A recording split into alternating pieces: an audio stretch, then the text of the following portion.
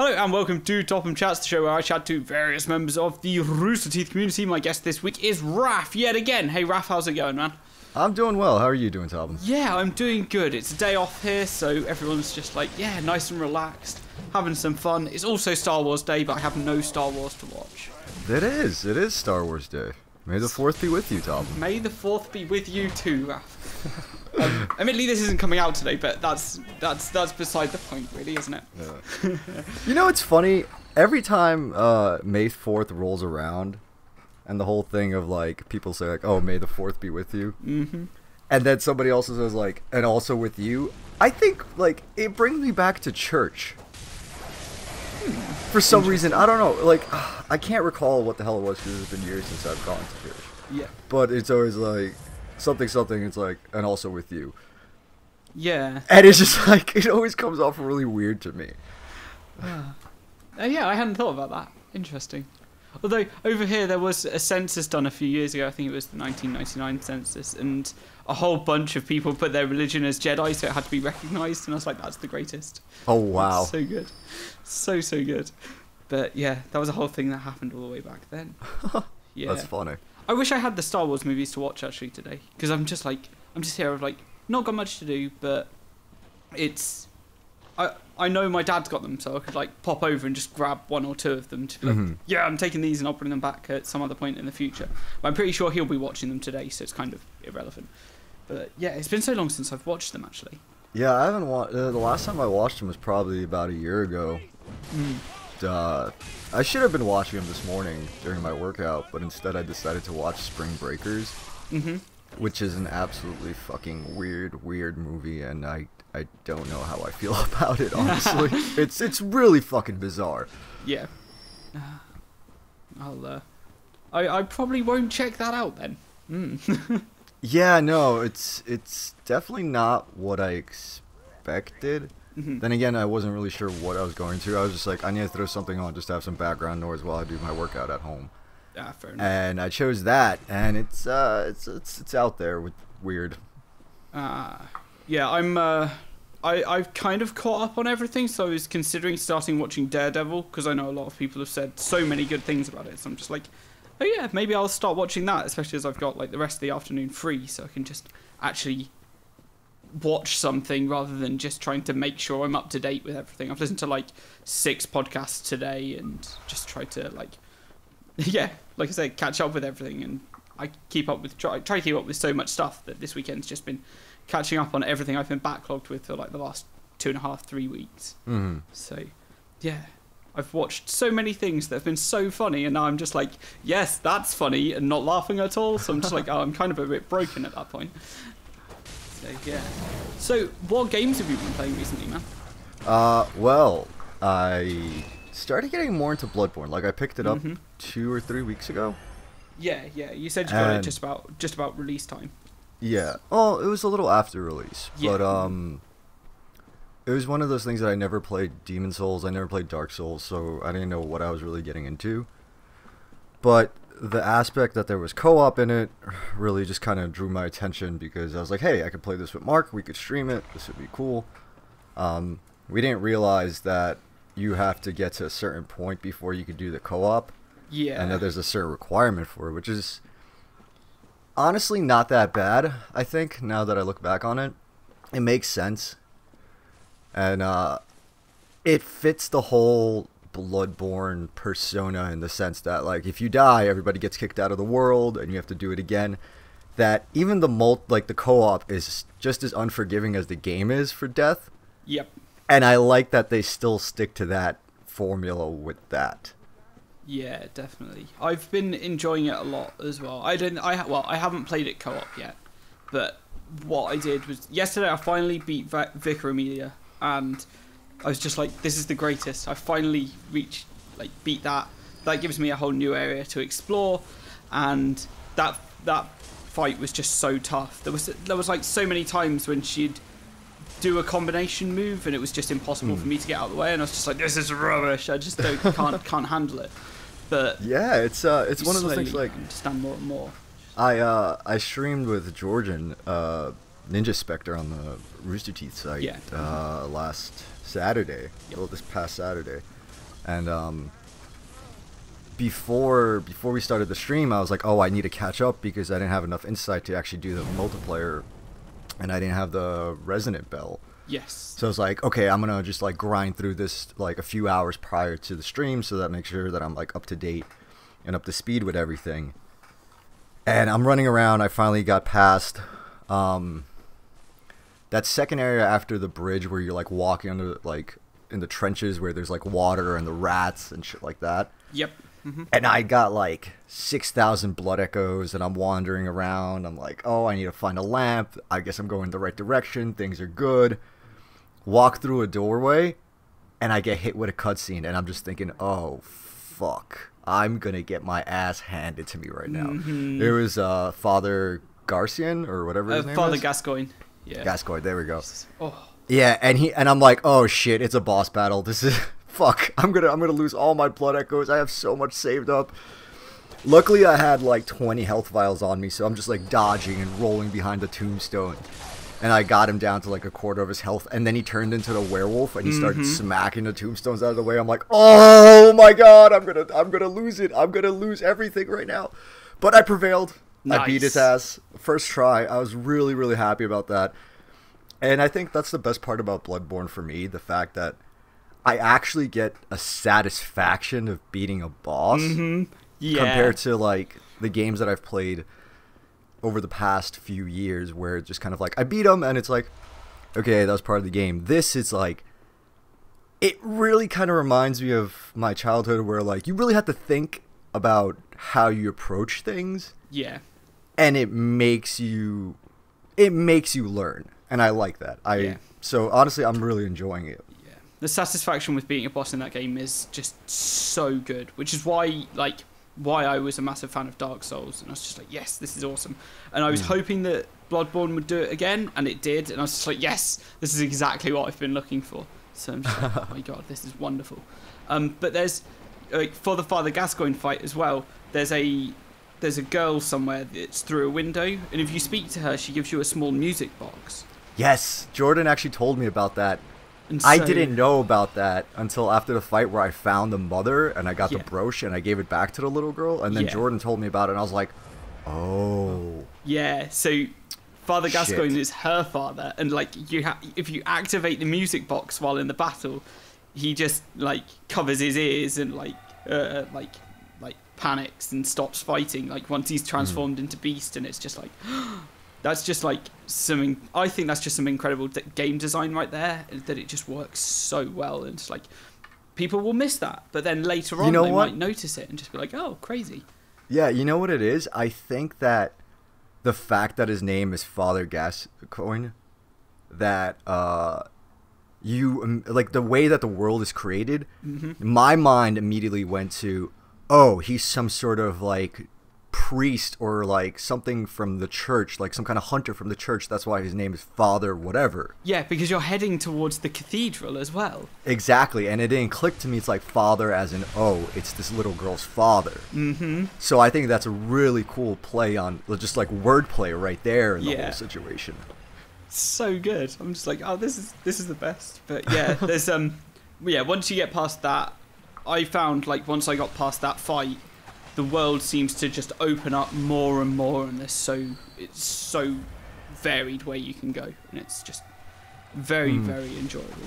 I feel like Bloodborne was dark as it is in that first area, but after that it just flips upside down and it's even darker, like those rat people things with like the veils over their heads. Like it looks like something out of The Village by M. Night Shyamalan, and it's just like, those things just creep me out the most, the ones that are covered. I don't know why, but they really, really freak me out. It gets pretty intense. I'll say that. Yeah. We managed to get past the third boss when we were streaming, so that was fun. Which boss is that? The poisonous, I forget the something the beast. blood-starved beast. Yes, that one. I took him down first time because like I went in and I was just like, freak out, panic, and then like I go online and have a look and everyone's just like, oh, that guy's really difficult. I'm just like, I didn't have too much of a problem with him. He kind of had a lot of really easy tells, which were really easy to pick up on as well if you just stood back a little bit. Yeah. Which was yeah, interesting, because some of the other bosses like Vicar Amelia just don't have really easy tells. I think that was one of the easiest one that I've come across so far. But yeah, I've probably put like 40 hours into it now, and I'm probably not nearly as far as I should be. I also messed up at that first part right after you start leaving the Great Bridge area, when you're going to into that, so when you're headed towards the cathedral. Yeah. And there's that like hidden passage that you could take, so you could take like go up above the rafters, above the dudes that like swing really fast. Yep. And you run into the Huntress there. I read one of the messages from the messengers saying like, "Oh, beware Huntress," or "Beware woman." So I walked up to her and just unleashed hell on her and got fucked up so fast. Yeah. And then Jordan told me, he goes, "Oh, I just talked to her and she gave me a whole bunch of shit." I'm like, "Oh." I tried going back to her, like thinking like, "Oh, maybe the game's gonna reset, maybe she won't hurt me." No. As soon as I walked up to her, she looked at me and just like fucking destroyed me. I was like, "Oh well, I guess we're never gonna be friends again." Yeah, once NPCs are aggressive, they're aggressive, and you stand no chance. Yeah, so the second time when you run into like one of the priest guys by the altar, yep, I approached him. I'm like, I'm gonna check if there's an option to talk to him first before I do anything, because I don't need to upset anybody else. Yeah, that happens a lot. You're just like, is this a real person or not? I'll just slowly edge forwards and have my sword ready. Cool. So let's move away from Bloodborne, because Bloodborne's awesome and I could probably talk about it a lot more. But yeah, I feel like we were gonna end up talking about Bloodborne for the rest of the time, but we don't move away from it right now. Yeah. So, fitness things. How has your fitness been going recently? And you said you were doing the hero's journey from Derby? Yes. How is that going, and what kind of exercise is it? And yeah, let's talk about that, a bit about that. Well, it's going well. Due to Thursdays being my busiest days, that I don't get to get a workout in, I have to skip a day. Just because I get up at like 6:30ish. I'm in class on Thursdays from 8 till 9:40, then I go straight to work, and then I don't come home till 9:30 in the evening. Ouch. And then I stream at 10. So I don't really have a window to do a workout, so I skip Thursdays. Other than that, it's been going very well. I'm enjoying them.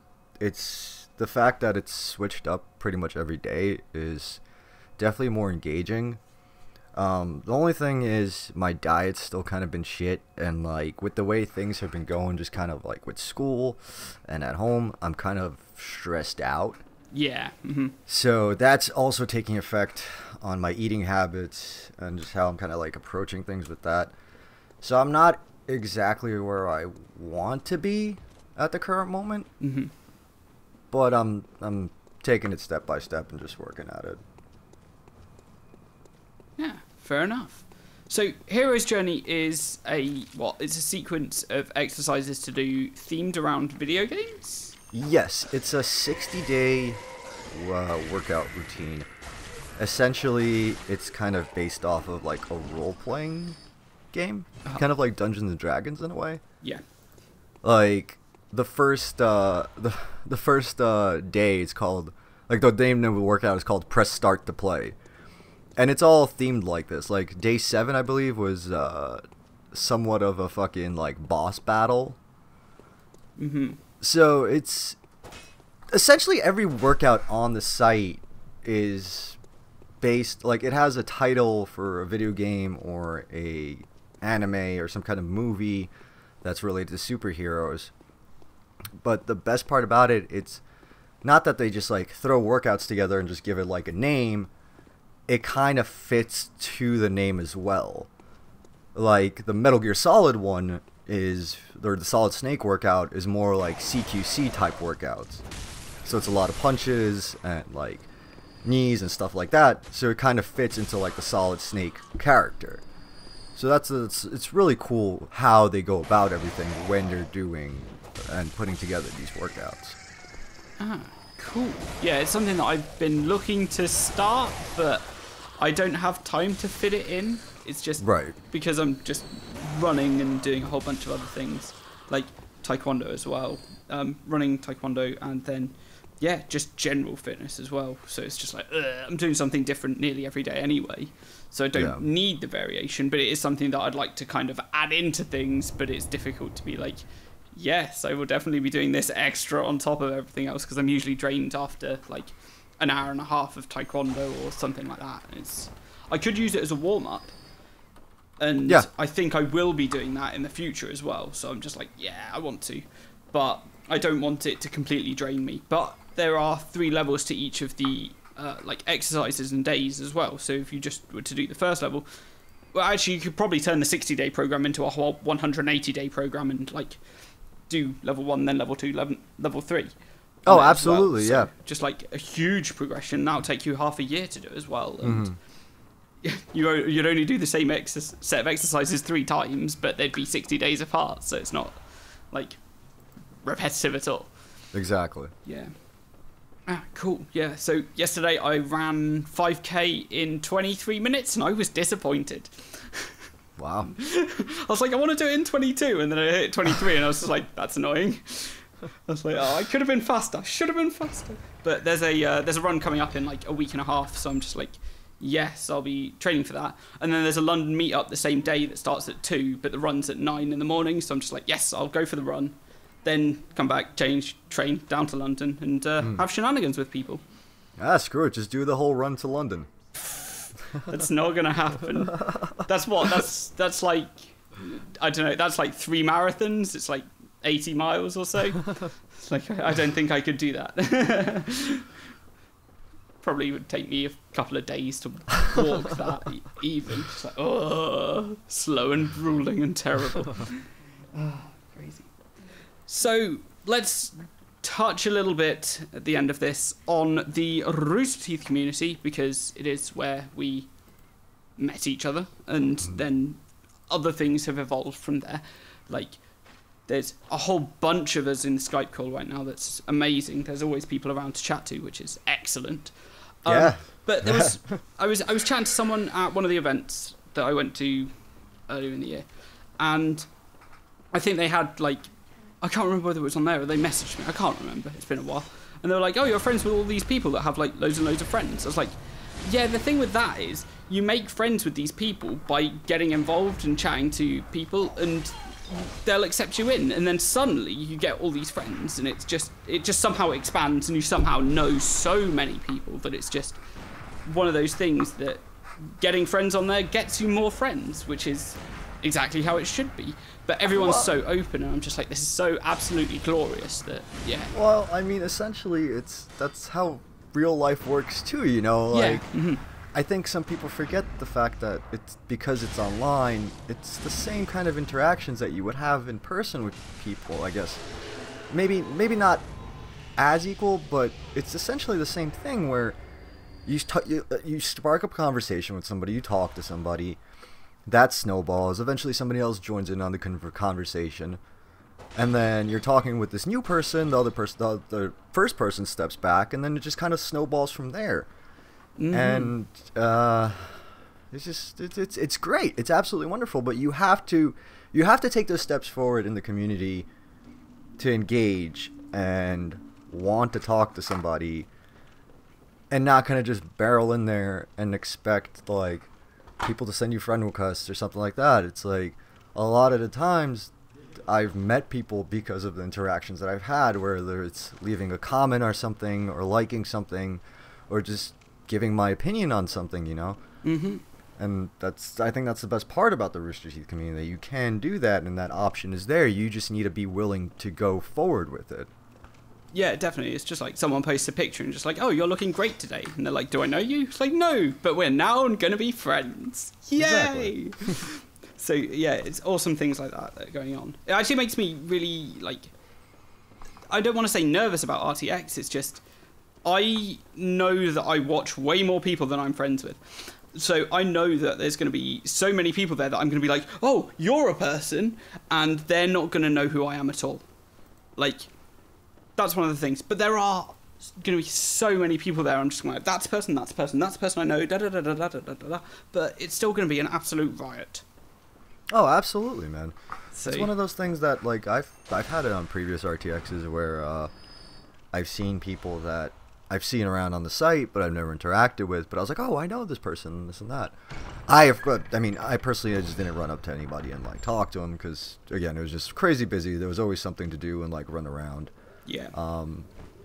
But it's definitely one of those things that, like, I don't think anybody's gonna be freaked out about it, especially if you mention that you're from the community site. I think it's not looked down upon, that's for sure. Yeah, definitely. Cool. Well, Raf, thank you very much for being my guest this week, yet again. No problem. And with that, everyone, thank you very much for listening. Goodbye. Alright, have a wonderful week, Topham. Take care, You everyone. too, man. Bye. Goodbye. Yay.